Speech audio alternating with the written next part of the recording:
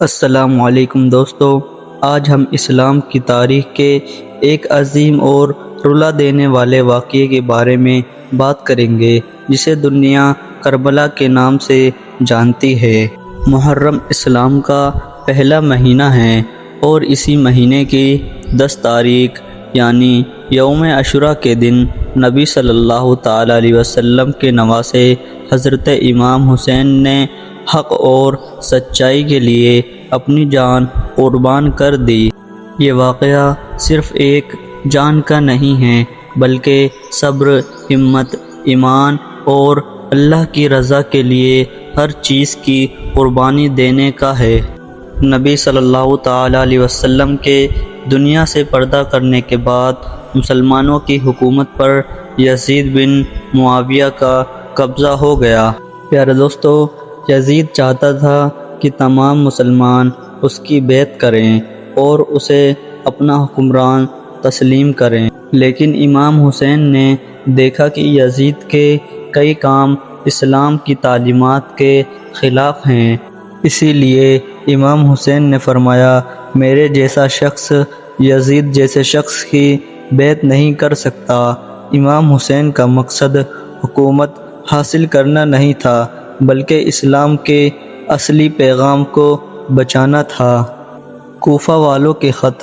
اس وقت عراق کے ایک شہر کوفہ کے ہزاروں لوگوں نے امام حسین کو خط لکھے۔ انہوں نے لکھا، ہم آپ کو اپنا رہنما بنانا چاہتے ہیں، آپ کوفہ تشریف لے آئیے۔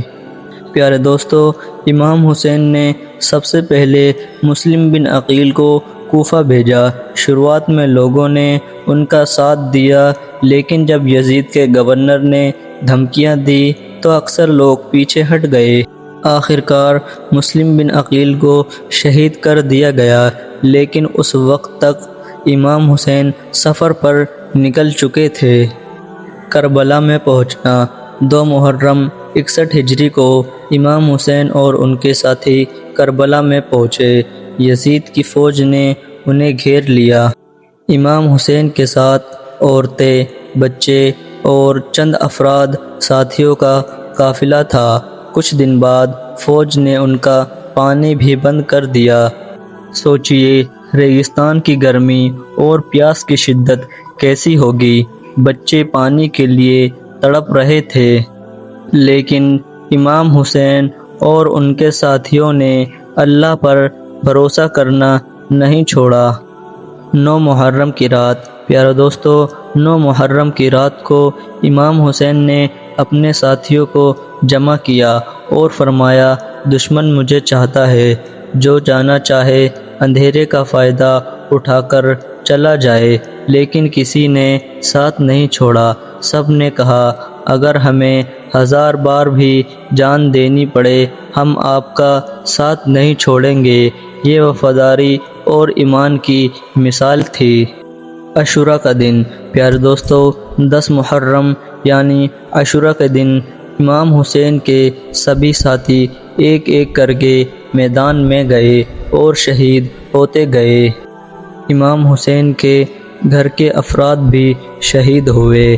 ہر طرف مشکل تھی، لیکن کسی نے بھی حق کا ساتھ نہیں چھوڑا۔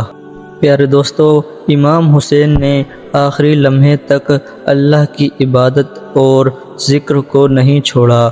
انہوں نے ظلم کے سامنے سر جھکانے کے بجائے شہادت کو قبول کیا۔ آخرکار امام حسین بھی شہید کر دیے گئے، لیکن ان کا پیغام زندہ رہا۔ پیارے دوستو، کربلا ہمیں سکھاتا ہے حق کے لیے کھڑے رہنا چاہیے، ظلم کا کبھی ساتھ نہیں دینا چاہیے، مشکل حالات میں بھی اللہ پر بھروسہ کرنا چاہیے، صبر اور ہمت کبھی نہیں چھوڑنی چاہیے۔